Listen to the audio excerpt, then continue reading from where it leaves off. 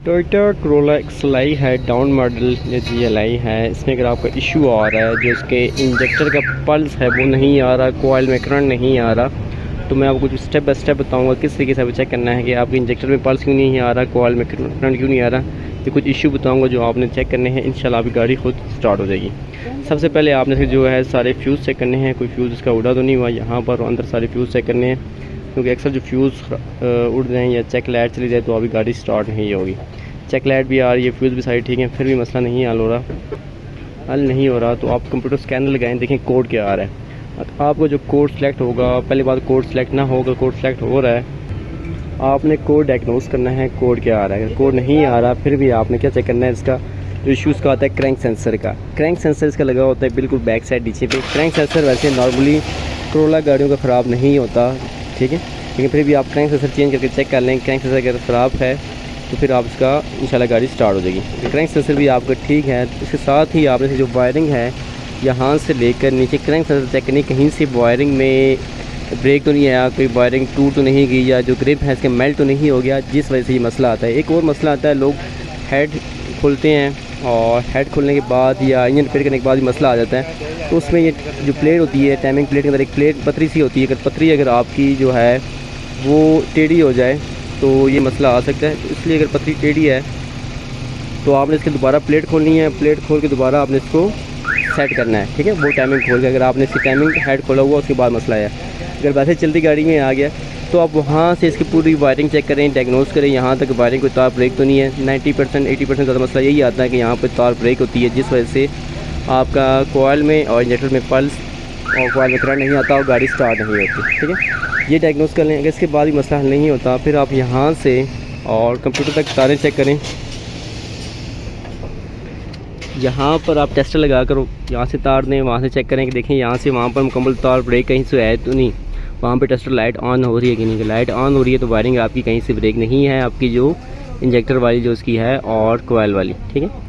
तो वो आपने मुकम्मल चेक करनी है, या फिर आप मुकम्मल वायरिंग बाहर निकाल कर, अगर आपको लगता है जो वायरिंग है इसकी बिल्कुल ख़त्म है बिल्कुल, तो पूरी वायरिंग निकाल के, जैसे इसकी वायरिंग बिल्कुल ख़त्म थी हमने पूरी वायरिंग से निकाली, तो आपने वहाँ से क्रैंक सेंसर चेक करना है, वहाँ से वायरिंग चेक करनी है। अगर वो भी ना हो फिर यहाँ से आपने वहाँ तक कंप्यूटर पर वायरिंग चेक करनी है कि वायरिंग कहीं से ब्रेक तो नहीं है। और अगर आपको लगता है जैसे मैंने पहले कहा कि वायरिंग कहीं से आपको लगता है ख़त्म है, जैसे इसकी वायरिंग बिल्कुल ख़त्म थी, पूरी वायरिंग हमने खोल के इसकी सेट की, मुकम्मल वायरिंग साफ़ की, त्याग जैसा देख सकते हैं, ठीक है।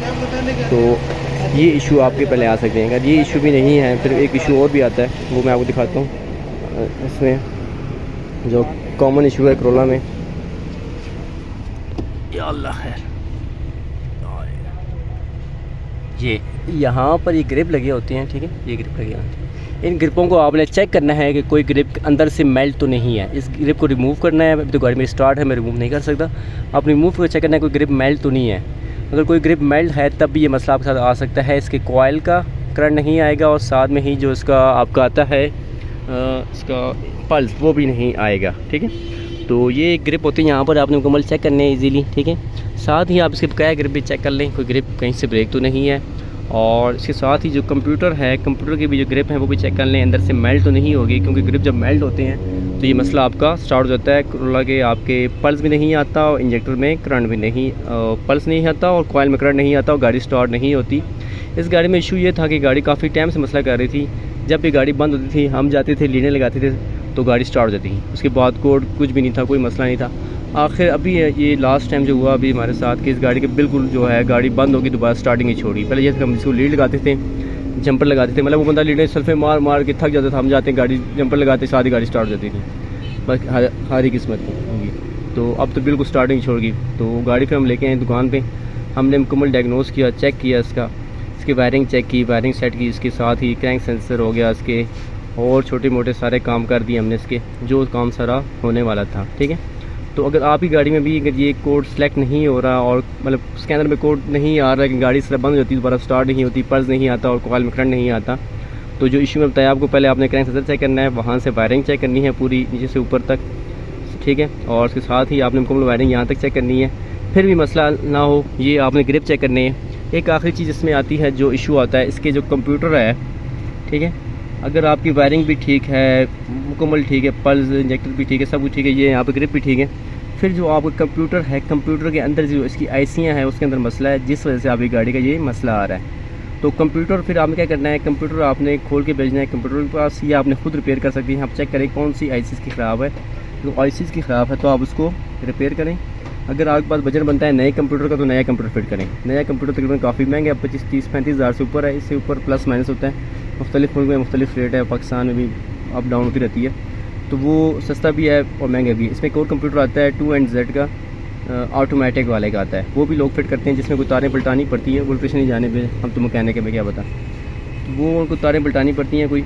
तो वो उसमें ये होता है कि फ्यूल एफिशिएंसी में फ़र्क पड़ता है, पिक में भी फ़र्क पड़ जाता है। तो वो क्योंकि ऑटो का होता है, ये मैनुअल है, तो इसलिए आप इसमें मैनुअल का ही फिट करें।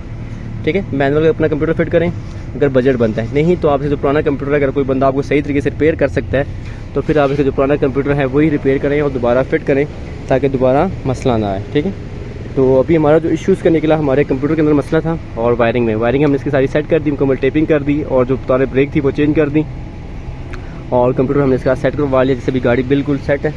ठीक है, स्टार्ट खड़ी है, मैं आपको चेक करवाता हूँ रेस दे के। वो स्टार्ट ही नहीं हो रही थी।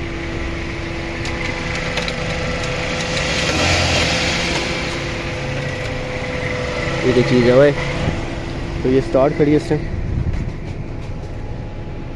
ठीक है, तो ये स्टार्ट है, अभी हमने बंद कर दी। मैं फिर चेक करवाता हूँ आपको।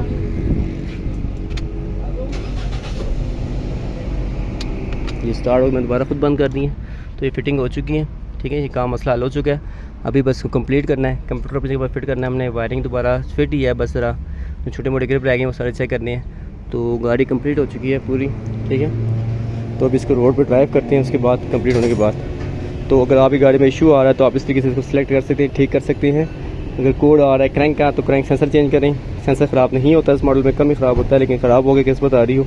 प्लेट की पतरी अगर आपका हेड खोला हो तब वो पतरी का मसला आ सकता है। ठीक है, जो मैं प्लेट की पतरी कह रहा हूँ हेड के अंदर जो होती है, अगर आपका हेड खोला हो या इंजन रिपेयर किया उसके बाद मसला स्टार्ट हुआ तब वो पतरी टेढ़ी हो सकती है। चलती गाड़ी में हो गया तो फिर वो आपका क्रैंक सेंसर या जो वायरिंग है यहाँ से ब्रेक है या बीजों की तार ब्रेक हो चुकी है, जो ग्रिप मैंने बताया उसमें कोई ग्रिप मेल्ट हो चुका है, यहाँ आपका जो है कंप्यूटर के अंदर मसला आ चुका है, जिस वजह से ये मसला आ रहा है। तो इस तरीके से आप इसको ठीक कर सकते हैं जैसे मैंने आपको बताया। तो बकाया अगर वीडियो अच्छी लगी हो लाइक करें, शेयर करें, सब्सक्राइब करें, फॉलो करें। अल्लाह हाफिज़।